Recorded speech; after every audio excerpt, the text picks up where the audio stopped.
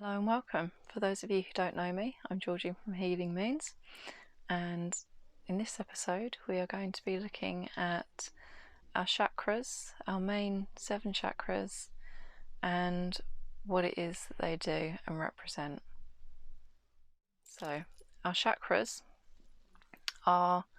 we have multiple chakras, not just the main ones that we'll be focusing on today, but there are energy centers within our body, and it's not just humans that have them, animals do as well. But each one, it's like a mini vortex of energy at different places in our body. So the base chakra, which is located at the base of our spine, but it's kind of central to our body. So it's not at the front of our body and it's not at the back either. It's square in between. And that's represented by red, and it's all to do with our physical safety, how we feel in our body as well, but it's to do with how we relate to the physical. And if you're suffering with anxiety and not feeling safe, this would be the chakra that it corresponds with. And then as we move up, you have your sacral chakra, also known as the second chakra, I believe it's that way around. And your sacral chakra is orange, and that's all to do with your creative energy, sexual energy, and it's linked with everything that you birth, whether it's creative, like a project. It could be something that whether you are writing, painting, making something with your hands. It all comes from that energy center. So, and the color for that one is orange, as I've said. And if you're having trouble tapping into that and that creative, fun, play kind of side of things, it can be linked with this particular chakra.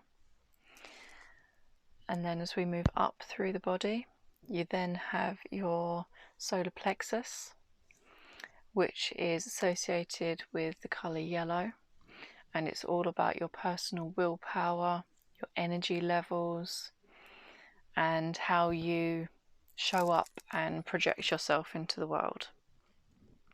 So when your other 2 chakras are in balance, this one is all to do with that. If your other 2 chakras are, or if any of them are out of balance, whether they're blocked or overactive, it can have an impact on your well-being and how you show up in the world. But this one, and each chakra is also linked with physical conditions, like how they will show up in the body. So as you'd imagine, if you've got problems with your solar plexus, it can lead to stomach upsets, digestive disorders, and things like that. So that's what that one's all about. And then as we move up to your heart chakra, that one is associated either with green or pink, or it can be a combination of the 2. If you're doing meditations and visualizations, then you may have like a green with pink flecks in it, or it could be the other way around, both of which is completely normal. But obviously this chakra is all to do with love and our ability to receive love as well as give love. And when working with animals, it's also the chakra that we would connect to them with. Animals connect heart to heart for their energy centers. So that's another little extra thing for you there. But yeah, so if you're struggling to receive in life, and even to love unconditionally, it can be to do with this chakra as well as your others. If your lower chakras are out of sync and aren't balanced, then it can affect the way that you show up in your relationships as well, obviously. So that will have an impact on your heart chakra as well. And then you have your throat chakra, which is here in your throat, and like it's associated with blue. I normally associate it with a pale baby blue for this particular one, and it's all about communication. So if you find that when you're trying to speak your truth, you may feel like you have a frog in your throat and you want to cough, or you've got a tickly cough going on, it's all to do with this chakra. And obviously your communication skills are all linked with it as well.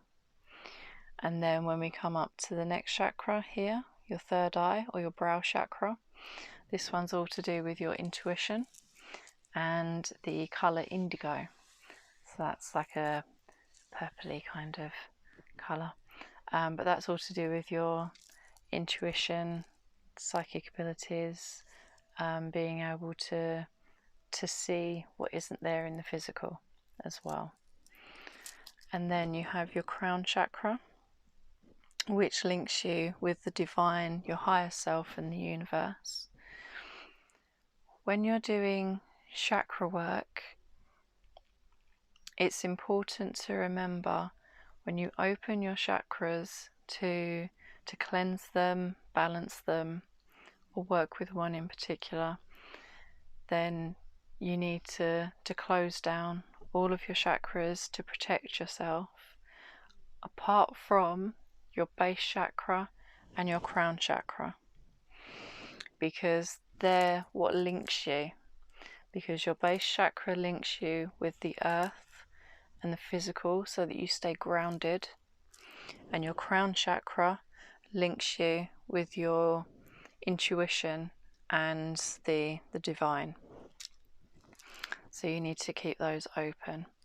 But the others you can kind of zip up in a little body bag so that you're keeping everything good that you've created by balancing them in, and you're creating a protective barrier for the energy around you.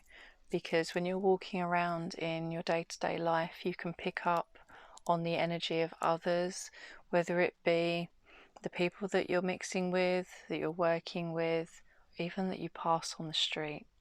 You can take all of that in because of how the chakras work. They are little magnets, and they're constantly in movement, and they draw in that which is around them. So other people's energy that you're coming into contact with, that can all be pulled into the chakras as well.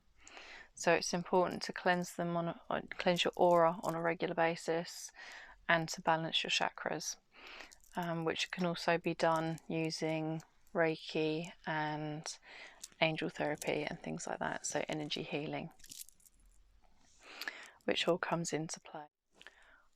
Also, when talking about our higher chakras, we also have one that's not as well known, but it's on the back of the head. This was our original crown chakra from when we were more bent over, before we became completely upright.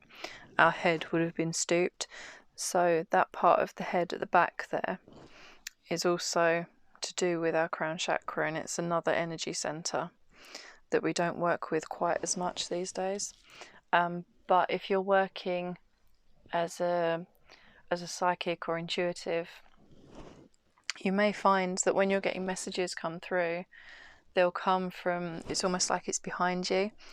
If you're hearing a voice telling you something, when you're working with your guides and angels, because it's coming through that back chakra there. And we also have lots of little mini chakras all over us as well. And so they'll be in places like your arm, we have them in the palms of our hands, soles of our feet. They're in various places.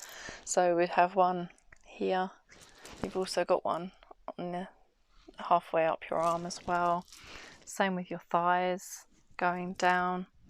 We have lots of little ones, and then we also have other chakras which are slightly removed from the physical body as well. So we've got one that is higher than what our crown chakra is, and there is one also that goes out into the earth which is below our feet. So I've not gone into those as much as the other ones because I wanted to focus on our main chakras that we find within our body. But there are loads of ways that you can work with them. Obviously, if you've been through an energy healing and had your chakras balanced, there are ways that you can actually maintain that new vibrational set point. Because if you've been for a treatment like that, you may have noticed that after a few days of having the treatment, things start to, your vibration starts to drop again back into the original set point that you had before you went for the treatment. This can be because of our train of thought, the energies that we're mixing with, lots of factors come into play and can affect it. But if you use Himalayan bath salts, or you can smudge your aura as well. There are also sprays that you can buy to cleanse your aura, and they all help to cleanse the negative energy that you've picked up, that your chakras have kind of sucked in as you've been going around your day-to-day life, because otherwise they can kind of get stuck there, and when it's not your energy, you don't want to be carrying that around. So it's a good idea to be able to do that. If you're using a smudge, a spray, oils, anything like that that you've purchased where you're cleansing your aura, you want to be kind of wiping your energy away and then flicking it down towards the earth. So after you've done it, you can also intentionally do the hand movements to kind of wipe it away, like you're removing it and then flicking it down, because you're giving it back to the earth for transmutation. So you're clearing yourself and then letting go of the energy that you've picked up. I hope that you've enjoyed today's episode and that you found it interesting. If you do want to book a therapy session with me, then please do reach out. I'm now working from a therapy room based in North London in England, and depending on where you're watching this, and I also offer distance healing as well. But you can find more information via the links in the description box, and you can reach out directly via email as well, which I'll pop in the description as well for you. So thank you for watching. I hope that you've enjoyed this. Please give me a thumbs up and subscribe if you haven't, and I will catch you next time. Love and light. Take care. Bye.